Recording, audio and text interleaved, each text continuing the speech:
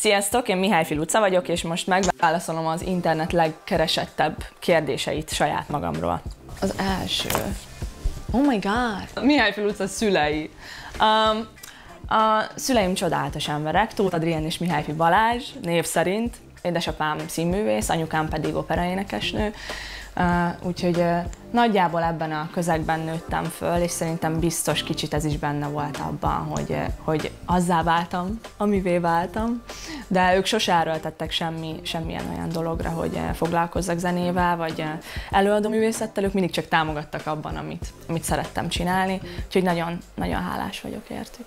A Nepo Baby jelenségről én nem gondolom azt, hogy ez valid lenne, hogy biztos a sikere annak, aki a híres szülők gyermeke.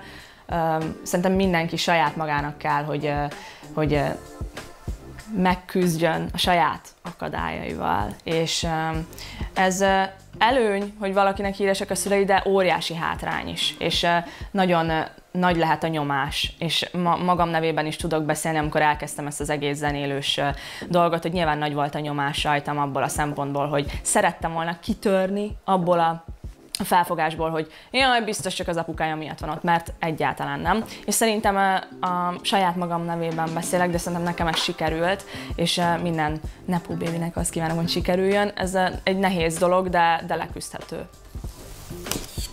Edzés. Mindenki nagyon sokszor kérdezi tőlem, hogy mit csinálok. Hogy úristen, edzésrutint, droppolj nekünk egy edzésrutint, meg ilyesmi. Én egészen gimnázium elejétől kezdve edzek. Azelőtt táncoltam rengetegféle helyen. Általában mindig nagyon rövid ideig csináltam a különböző táncműfajokat, mert egyikben sem találtam meg úgy igazán önmagam. Balettól kezdve, zumbán át, hip-hopon keresztül, társas tánc, mindegyiket csináltam egy kicsit, és mindegyikbe belekóstoltam, de végül a testedzés volt a kedvenc sportelfoglaltságom. Sose szerettem a labdajátékokat, meg ilyesmi. Nagyon rossz voltam kislabdadobásban, és ehhez hasonló, tehát nagyon ügyetlen vagyok. De az edzés nagyon megfogott, és amikor a Covid elkezdődött, azután már nem tudtam lejárni edzőterembe köredzésekre, mert addig azt csináltam, hanem otthon kezdtem el edzeni egy internetes edzőlány segítségével, egy német csaj, és nagyon megszerettem, és azóta az ő videói alapján edzek otthon, általában egy és fél órát, attól függ, és ez általában mindig heti 5 nap, biztosan. Nagyon szeretek edzeni, és nagyon szeretem a testemet kidolgozni, mert én így érzem magam a legvitálisabban és a legjobban, úgyhogy mindenkinek csak ajánlani tudom a testmozgást, mert az elmémen is nagyon sokat segített, és nagyon egyszerűen tudok kikapcsolódni azzal, hogyha éppen testmozgást végzek. Magassága! Erre is rákeresek az emberek. Igen, ez egy érdekes téma. Én pici vagyok. Emlékszem, amikor a Manuellel elkezdtem turnézni, nagyon öntudatos voltam abból a szempontból, hogy nem akartam picinek tűnni mellette, de hát az vagyok. És amúgy szeretek is pici lenni. Rájöttem, hogy nagyon boldog vagyok. Én 160 centi vagyok körülbelül, és nem valószínű, hogy magasabb leszek valaha az életemben, de egyáltalán nem bánom. Én szeretek pici csaj lenni, és nagyon szeretem a magas fiúkat, úgyhogy egyáltalán nem gondolom, hogy ez hátrány lenne. Pici helyen elférek, könnyen fel lehet kapni, ide-oda tenni. Úgyhogy igen, én 160 centi vagyok, picike. X-faktor. Én 2 éve voltam az X-faktorba, és nagyszerű élmény volt. Az nagyon igaz, hogy rendkívül nehéz műfaj, borzasztóan feszült időszak az X-faktor, mindennel együtt, a válogatókkal és az élősókkal együtt, de számomra mindig egy nagyon pozitív élmény marad, és az X-faktornak köszönhetem azt, hogy most azt csinálhatom, amit szeretek, és rájöhetem arra, hogy érdemes zenélnem, és ezzel foglalkoznom. Úgyhogy ha ez a műsor nincs, akkor én most nem lehetnék itt, úgyhogy nagyon hálás vagyok.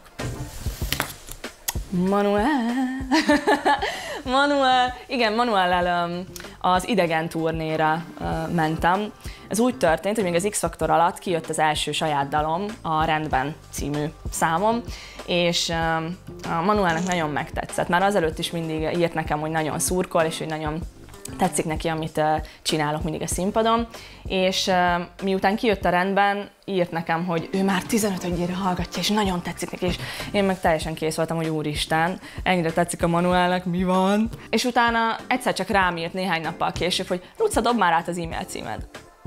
Megmondtam, hogy jó, átdobtam neki az e-mail címem, és kaptam egy e-mailt, amiben a rendben Feat Manuel címmel.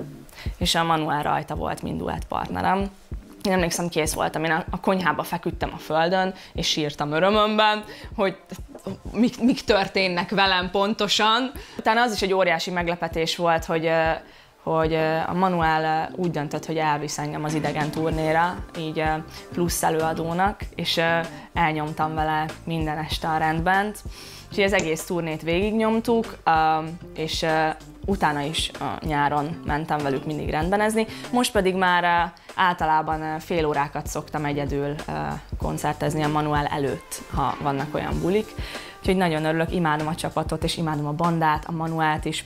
Nagyon sokat segít nekem, és mindig tudom, hogy tudok hozzáfordulni olyan dolgokkal, amiken éppen keresztül megyek, mert nagyon hasonlóan kezdtük ezt az egészet. Úgyhogy nagyon szeretem a Manut. Ja. Mihályfi Luca stílusa. Olyan Mihályfi Lucás. Nekem, én sokféle fázison keresztül mentem. Végzős évemre, 11. és 12-es koromra nagyjából kialakult, hogy milyen stílusom van, milyen saját stílusom van, mert elkezdtem nyitni nagyon sok olyan dolog felé öltözködésügyileg, amire eddig nem voltam nyitott. Én nagyon sokat inspirálódom Pinterestről, különböző modellektől, külföldi előadó csajoknak nézem az fellépő ruháit, hogy milyen extra dolgokat tudnék én is csinálni, amivel még különlegesebbé teszem a produkcióimat, és hát valójában hétköznap sem öltözködöm nagyon másképp, mint a színpadon. Nagyon szeretek extrán öltözködni. Mihályfi Luca, Villám. A Villám. A Villám című dalomat tavaly nyáron írtam meg, és Ekhóval featelünk rajta, Tilcs Andrissal, magyarán. Én imádom az Andrist, óriási élmény volt vele dolgozni. Emlékszem, amikor elküldtem neki azt, hogy lenne a dalra, mert én rögtön rágondoltam, amikor megírtam, hogy ez Echo feat. És írtam neki Instán, hogy tetszik-e neki, lenne egy featre, és azt mondta, hogy leszek Matuka. És ott ültünk a stúdióban, én meg a producerem, a Závodi Marci, és nem tudtuk eldönteni, hogy vajon ez milyen fajta új vonalú slang lehet, hogy Matuka, és aztán rájöttünk, hogy ja, igen, azért, mert Villám, McQueen, Matuka. Baramcs. Igen, úgyhogy a Villám egy nagyszerű dal lett, és én nagyon szeretem, hogy hip-hopos, trappes vonalon elindulhattam ezzel a dallal. És nagyon király volt a forgatás, és nagyon büszke vagyok a videóklipre, és azóta is imádom, hogy rengetegen szeretik, és valahányszor megyek fellépni, mindig ordítják a dalszöveget, és amikor ki tudom emelni a mikrofont, hogy nyomják, az a legjobb érzése a világon. Oh my god. Ezt tegyem le?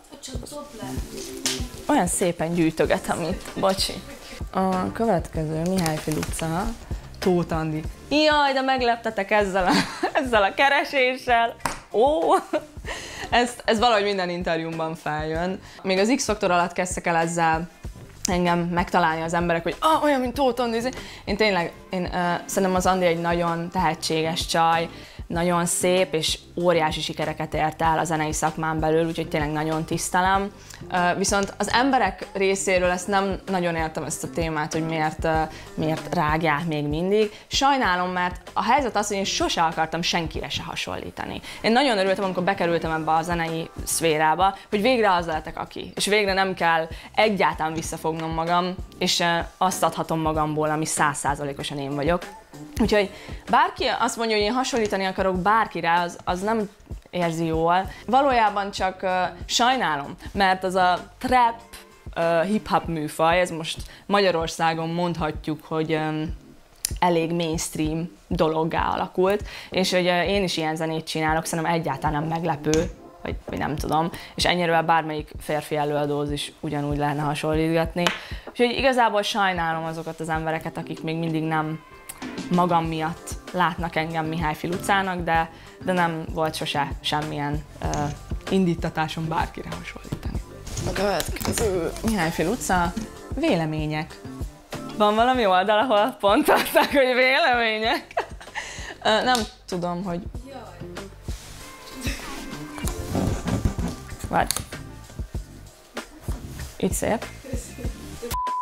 Hogy rólam mik a vélemények? Akár arra, hogy olvasod el, foglalkozol vele, hogy érint, hogy kezeled. Jó. A véleményekkel általában én szeretek foglalkozni bizonyos szintig, mert rájöttem még a tehetségkutató alatt, amiben voltam, hogy Facebook kommenteket nem túl jó olvasni. Ettől függetlenül tök jó, hogy emberek véleményt nyilvánítanak az interneten, szerintem ez egy nagyon szuper dolog.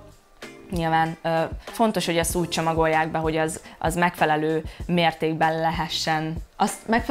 lehessen kritikának nevezni, mondjuk úgy. A DM-jeimet szoktam olvasni, az ottani kommentjeimet is, de azok általában mind pozitívak, hála az égnek. Nagyon ritkán kapok negatívakat, de a negatív kommentek nem tudnak annyira megérinteni. És szerintem ez azért van, mert olyan emberekkel vagyok körülvéve, akiktől mindig tudok visszacsatolást kérni arról, hogy éppen adott zeném milyen, vagy ha kíváncsi vagyok bárkinek a véleményére, én nagyon szeretem a kritikus véleményeket, és az építő jellegű kritikát.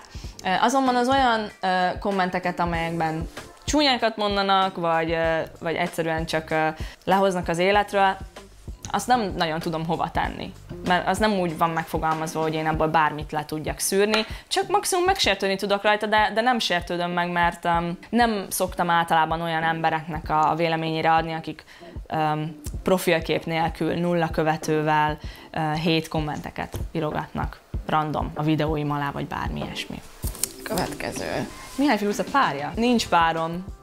Pillanatnyilag nem vagyok semmiféle romantikus párkapcsolatban, már egy ideje, és nagyon örülök, hogy így van. Az utóbbi 1 évem nagyjából azzal telt, hogy nagyon sok új dolgot fedeztem fel önmagammal kapcsolatban, és rengeteg dolgot megélhettem. Nem vagyok párkapcsolatfüggő egyáltalán, én nagyon szeretem a függetlenséget, és nekem ez tök fontos például egy kapcsolaton belül is, úgyhogy sosem zavart, ha volt valakim, ha nem volt valakim, de nem, pillanatnyilag nincsen párom, teljes mértékben nyitott vagyok, és a szívem nyitva áll, de most nincsen. Egyébként neked mi fontos egy fiúban? Egy fiúban külsőleg nincs konkrét, nyilván mindenkinek van egy type-ja, de én személy szerint rájöttem arra az utóbbi 1 évemben, hogy nem a külső fog meg elsősorban, hanem a személyisége valakinek. Hogyha valaki nagyon különleges, talpra esett, és bátor, és humoros. Nagyon szeretem a humoros embereket, úgyhogy talán ezek fontosak. Következő, Mihályfi Luca. Hány éves? 2003. augusztus 8-án születtem, 0808, amúgy Shawn Mendes is aznap született, úgyhogy fú, jó. Fun fact volt, én most 20 éves vagyok. Következő. Plasztika? Ilyenre rákeresnek az emberek, hogy plasztika? Mihályfi Luca plasztika? Kész. Nem plasztikáztattam még semmimet. Nem tudom, vannak olyanok, akik azt gondolják, hogy plasztikáztattam valamimet? Ez tök érdekes, ezt még így nem kaptam meg, hogy valamit nem igazi. Nem plasztikáztattam még. És amúgy ezzel a témával kapcsolatban nem is vagyok egyáltalán elutasító. Én tökre úgy gondolom amúgy, hogy az emberek, hogyha valamit szeretnének magukon változtatni, és arra van lehetőségük, akkor változtassanak rajta. Ha pedig nincs, nyilván akkor fontos, hogy elfogadjuk saját magunkat, de én úgy gondolom, hogy mindenki érezze úgy magát a legjobban, ahogy szeretne lenni, és hogyha van lehetőség arra, hogy valamilyen változtasson, akkor simán. Szóval én egyáltalán nem vagyok ez ellen, vagy így nem vagyok pozitív, vagy negatív véleményen ezzel a témával kapcsolatban. Mihályfi Luca... Smink. Nagyon sokan kérdezik mindig, hogy mi a sminkrutinom, és mit csinálok az arcommal. Én nem tudom, én szerintem 13-4 éves koromban kezdtem el szempillaspirálózni. Nekem az volt az első, aztán szájfényeztem, és utána így elkezdtem kicsit kitanulgatni azt, hogy mi az, hogy sminkelés, és hogy kell ezt csinálni, úgyhogy ilyen YouTube tutoriál videókat néztem mindig amerikai make-up artistoktól, és őket csodáltam mindig, hogy milyen ügyesek. Most már saját magamat szoktam sminkelni általában, hogyha megyek helyekre, ha fellépni megyek, kivéve, hogyha nagy alkalmak vannak, például a Budapest Park, vagy valamiféle gála, vagy az X-faktor alatt is az én sminkesem Kardos Julcsa. Julcsám, imádlak, innen is puszillak. Én pontosan tudom, hogy mit szeretnék látni általában az arcomon, és a Julcsa pedig pontosan tudja hozni azt, amit én szeretnék, és nagyon hasonló az ízlésünk. Mihály Luca mit tanul? Az életet! Nem. Én egyetemre járok pillanatnyilag, a Metropolitán Egyetemnek járok a média és kommunikáció szak irányultságú részére. Én az egyetemet még az X-faktor alatt elkezdtem, de végül nem tudtam bejárni, mert nagyon sűrű volt minden, és aztán újra kezdtem, és nagyon segítőkészek velem ebben a suliban, és nagyon jól tudom menedzselni a zene mellett a sulit. Én tök fontosnak gondolom, hogy az emberek tanuljanak. Engem nagyon érdekel, amit tanulok, médiával kapcsolatos dolgok. Előadó művészetembe is be tudom építeni azokat a praktikákat, amiket itt elsajátítok. Úgyhogy igen, és 2 éve érettségiztem egy gimnáziumban. Ennyi. Köszi srácok, hogy megnéztétek ezt a videót, iratkozzatok fel a Noise YouTube csatornájára, hogyha szeretnétek még ehhez hasonló tartalmakat látni. Sziasztok!